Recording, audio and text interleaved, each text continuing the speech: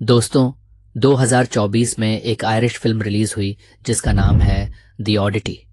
ऑडिटी शब्द का मतलब है कोई अजीब चीज। ये फिल्म हॉरर थ्रिलर के जॉनर में आती है। शायद आपको याद हो, साल 2020 में भी एक हॉरर फिल्म आई थी जिसका नाम था द कैवियट। ये एक डीप डार्क हॉरर फिल्म थी। खैर, कैवियट को लोगों ने पसंद किया था। डेमियन मैककार्थी नाम के एक आयरिश डायरेक्टर ने इन दोनों फिल्मों को बनाया है।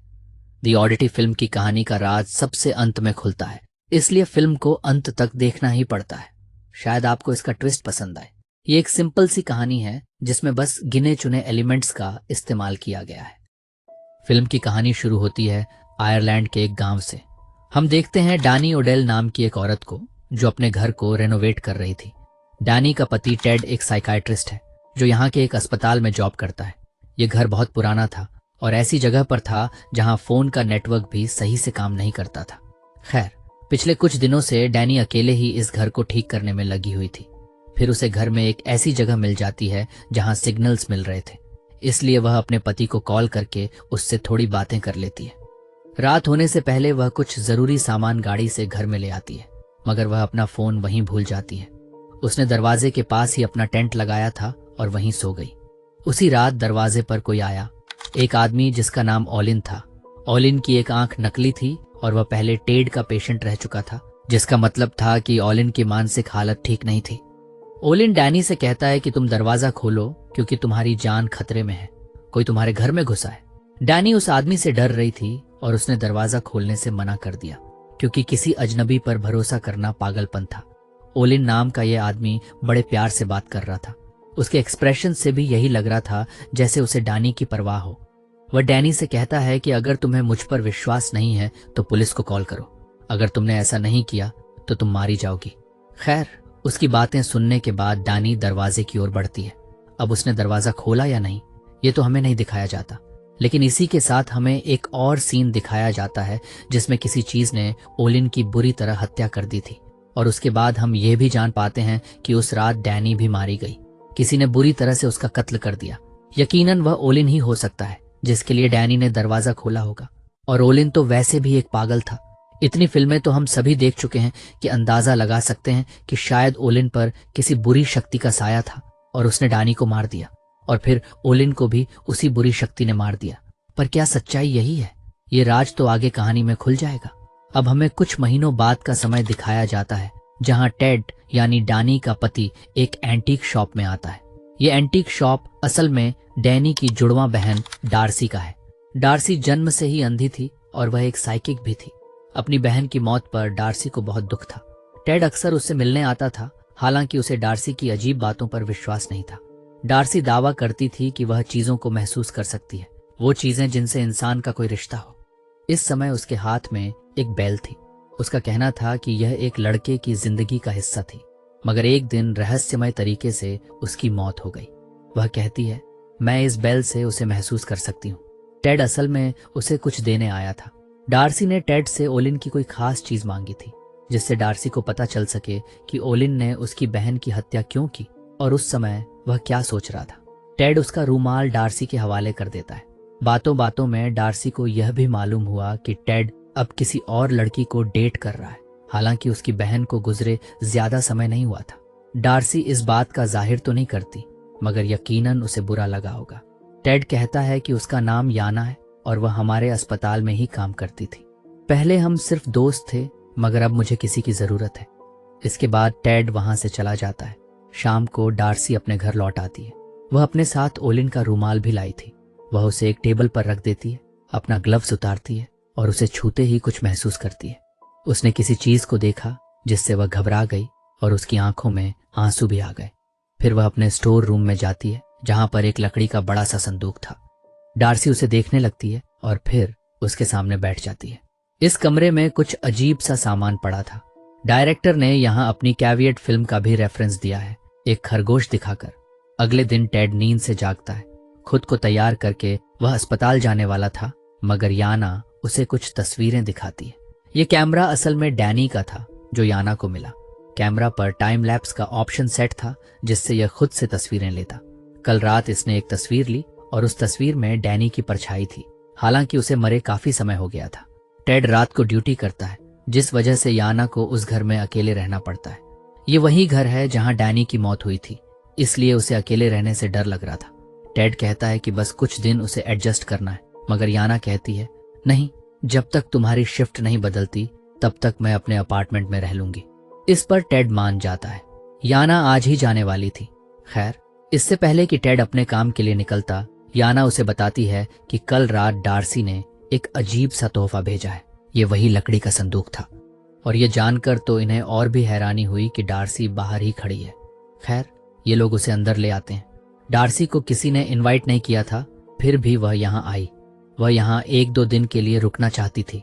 याना को इसमें कोई दिलचस्पी नहीं थी, मगर टेड मना नहीं करता। हालांकि याना को भी जाना था और टेड को भी, मगर डार्सी फिर भी यहाँ रुकना चाहती थी। लकड़ी के उस संदूक में एक तोहफा था, लकड़ी का बना बड़ा ही अजीब सा पुतला, जिसे डार्सी ने टेड को दिया। टेड याना से कहता है, जैसे ही डार्सी चली जाएगी मैं इस चीज को हटा दूंगा, बस तब तक इसे बर्दाश्त कर लो। टेड चला जाता है और कुछ देर बाद याना भी निकलने वाली थी, मगर उसकी गाड़ी की चाबियां कहीं खो गईं। वह बहुत ढूंढने की कोशिश करती है, मगर उसे चाबियां नहीं मिलती।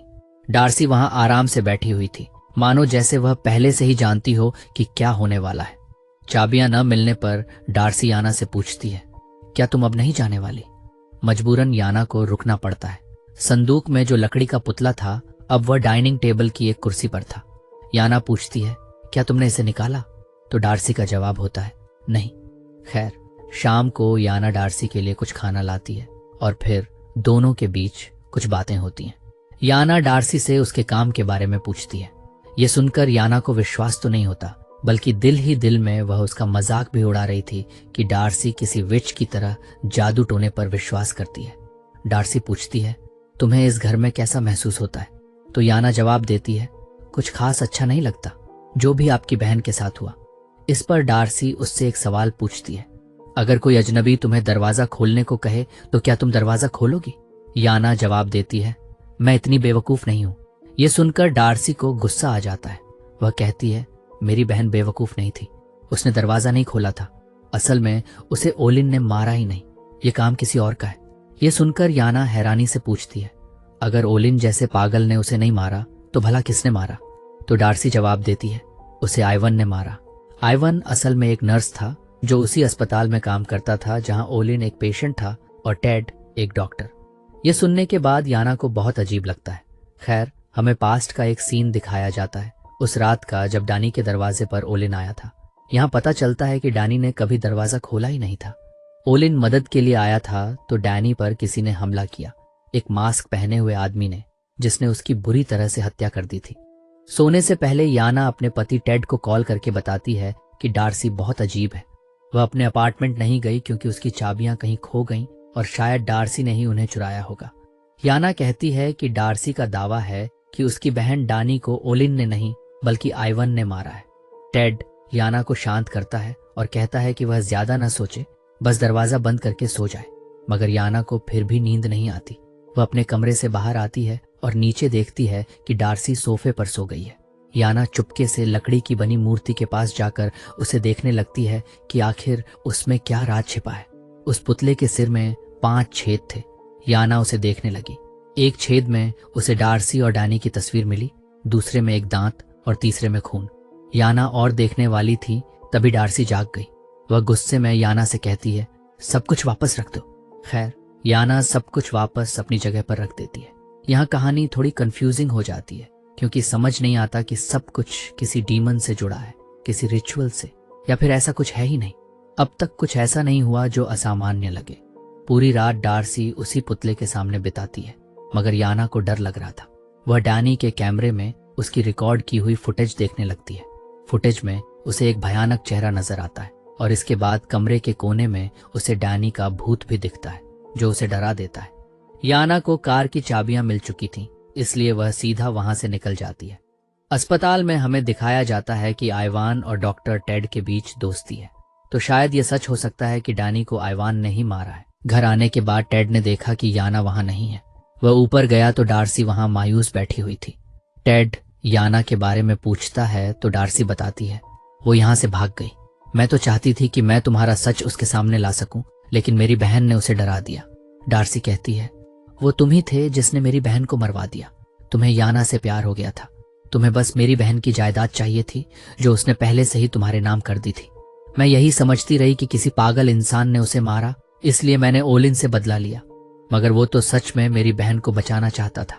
मुझे पता है कि तुम मुझे मारने के लिए किसी को भेजोगे, लेकिन अच्छा यही होगा कि तुम उस कातिल को यहाँ भेजो। इस पर टेड कहता है, आखिर तुम ऐसा सोच भी कैसे सकती हो? ये सब तुम्हारे दिमाग में आया कैसे? अगर तुम्हें मुझ पर शक है तो चलो उस डिटेक्टिव से बात कर लेते हैं जो डैनी के केस पर काम कर रहा था। मगर डार्सी को उसकी बातों पर विश्वास नहीं था। टेड ये कहकर चला जाता है, मैं ये फोन यहाँ रख रहा हूँ, मैं उसे कॉल करके बताता हूँ ताकि वो तुम्हें सारी बातें बता सके। जैसे ही फोन बजे तुम्हें इसे उठाना होगा।